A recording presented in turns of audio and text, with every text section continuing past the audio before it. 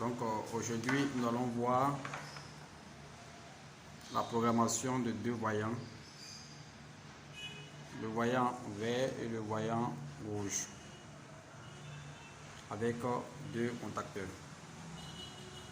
Nous avons les deux voyants qui sont là, nous avons deux contacteurs ici qui sont alimentés en 24 volts. Parce que les deux voyants sont alimentés normalement en 220, donc il faut avoir un préactionneur qui est ici. Soit on prend du 220, soit on prend du 24. Mais présentement ici nous avons deux contacteurs de 24. Donc là, pour avoir les 220 ici, il va falloir passer forcément peut-être à une alimentation de 220 qui quitte là. Une alimentation de 220 qui quitte là. Plutôt. Ensuite, qui vient sur le contacteur qui est là.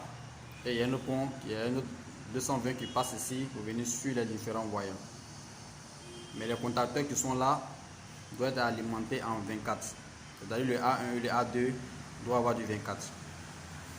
Ici, nous avons un répartiteur qui nous donne ici des 24 volts. Donc il y aura du 24 volts qui viendra sur le contacteur qui est là, poissonné le contacteur qui est là, la bobine du contacteur. Il y aura également un 24 volts qui viendra ici pour alimenter le contacteur de 24 volts qui est là. Maintenant, lorsque les deux contacteurs vont s'actionner, les 220 volts qui vont passer là vont sortir pour pouvoir alimenter les deux voyants qui sont là. Mais cela ne se fera pas de façon simultanée.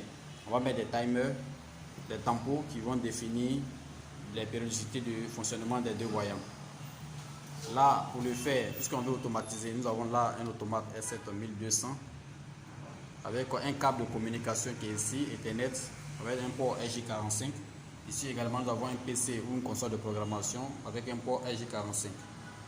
Donc là, nous avons le câble qui est là, le câble Ethernet qui est là. Ainsi, le câblage fait. Bon, là, c'est un capteur. Bon, là, c'est pour une prochaine fois. On discutera un peu comment fonctionnent les capteurs avec tous ces systèmes. Parce que ceci, c'est également un capteur qui est là. Aujourd'hui, on ne verra pas cela.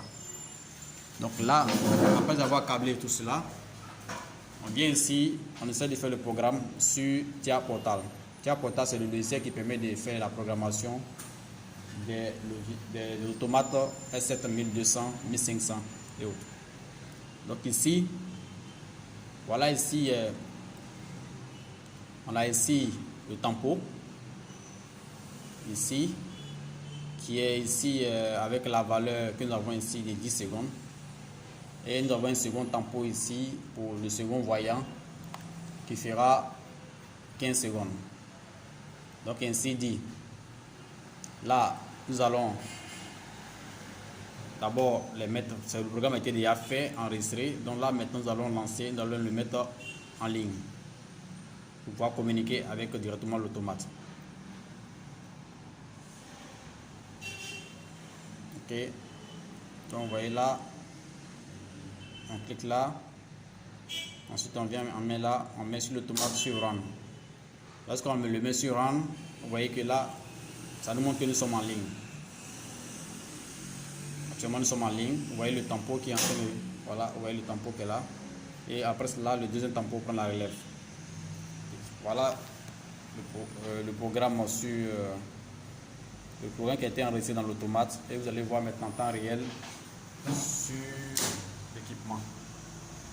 D'abord ici, vous voyez le programme qui est là-bas. Vous voyez sur l'automate la réaction des voyants, des LED de l'automate.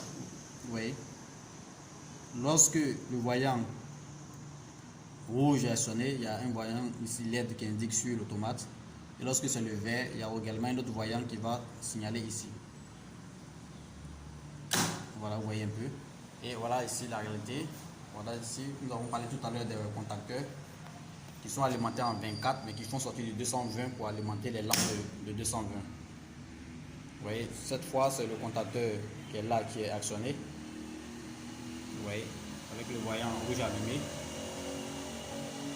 Voilà. Maintenant, vous verrez que le second contacteur va se mettre en marche et c'est le voyant vert qui va se mettre en marche. Et c'est comme ça qu'on peut programmer des feux tricolores. Ça, c'est un exemple avec ici, avec deux feux.